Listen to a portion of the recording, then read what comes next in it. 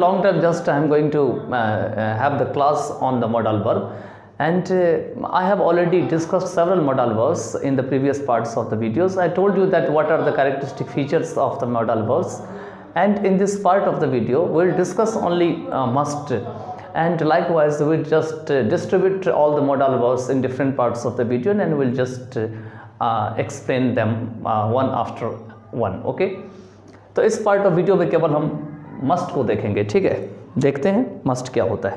Subject के साथ किया जाता है, और मस्ट जो होते हैं सब्जेक्ट के बाद मस्ट का यूज़ करेंगे, और उसके बाद आपको इन्फिनेटिव का यूज़ करेंगे. ठीक है, इन्फिनेटिव का यूज़ करेंगे. ठीक है, इन्फिनेटिव इसका यूज़ करेंगे. ठीक है, अब ये इन्फिनेटिव क्या होते हैं, तो जब आप टू प्लस वर्ब में फर्स्ट फॉर्म लगाएंगे, कोई भी मेन वर्ब में फर्स्ट फॉर्म, ये इन्फिनेटिव बन जाते हैं. फॉर एग्जांपल अगर आप लिखते हैं टू मेक, ये इन्फिनेटिव है. अगर आप लिखते हैं टू राइट, ये भी इन्फिनेटिव है. अगर आप लिखते हैं टू क्वेश्चन, ये भी इन्फिनेटिव है, क्योंकि आप सब में जो है क्या कर रहे हैं, वर्ब की फर्स्ट फॉर्म लगाते हैं. अब याद रखिएगा कि कभी भी इन्फिनेटिव में मेन वर्ब की सेकंड फॉर्म या थर्ड फॉर्म नहीं आता. ठीक है, जैसे कि आप ऐसे नहीं लिख सकते टू एट, टू ईटन, ये आपका गलत हो जाएगा, ये स्ट्रक्चर नहीं बनता. लेकिन जो मस्ट में इन्फिनेटिव का यूज़ होता है, उसमें खास करके मस्ट में ही नहीं, जितने मॉडल वर्ब्स होते हैं सब में इन्फिनेटिव ऐसे ही विदाउट टू के यूज़ होते हैं. मतलब टू साइलेंट रहते हैं, ये समझ लीजिए अंडरस्टूड रहते हैं, और इसको आपको ऐसे यूज़ करना होता है. ठीक है, चलिए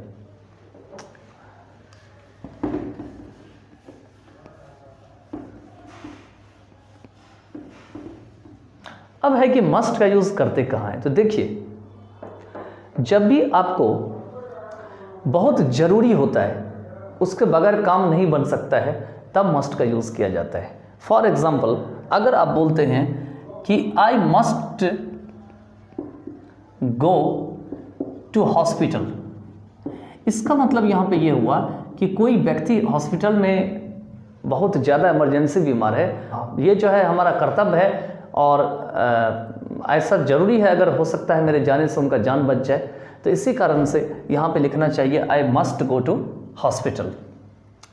अब मान के चलिए आपको सेंटेंस दे दिया जाए, तो कभी कभी क्या होगा कि जब आप मस्ट को शुड के साथ यूज़ करेंगे तो आपको कंफ्यूज करेगा. तो ध्यान रखिएगा, मस्ट का यूज़ होता है अवश्य के लिए, जरूर के लिए. ठीक है, क्या होता है, अवश्य के लिए और जरूर के लिए. ठीक है, ये ध्यान रखिएगा. जैसे कि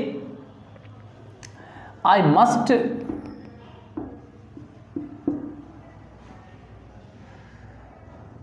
गो टू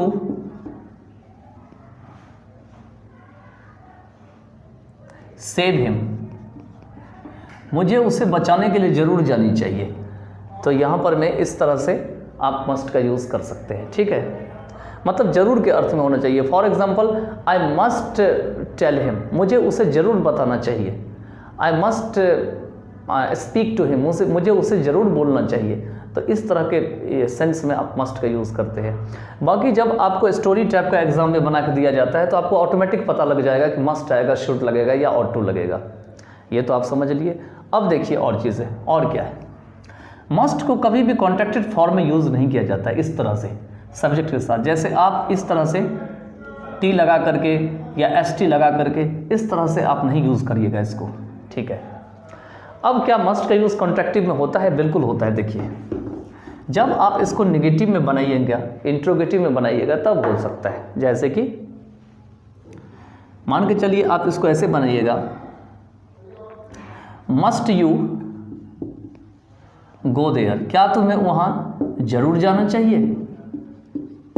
या मान के चलिए आप इसको इसके ऐसे ही बनाना हो डायरेक्ट करके, यू मस्टंट गो देयर, आपको वहाँ जरूर नहीं जाना चाहिए. तो इस अर्थ में जो है मस्ट का यूज़ किया जाता है कॉन्ट्रैक्टेड फॉर्म के साथ. ये नोट को क्या किया, कॉन्ट्रैक्ट कर दिया. ये ऐसे भी लिख सकते थे, you must not go there. ठीक है, चलिए आगे चलते हैं।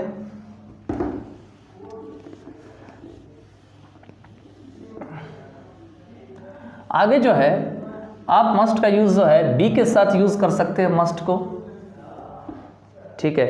वो हम आपको जो है next part of the video में जो है वो मैं आपको बता दूंगा। तो चलिए इसमें इतना ही रखते हैं। आप मस्ट से कुछ सेंटेंस हमको आप कमेंट बॉक्स में लिख के दे दीजिएगा और अपनी ओपिनियन भी दीजिएगा। अगर आपको इस तरह का कोई वीडियो चाहिए तो वो भी बताइएगा, ठीक है। चलिए।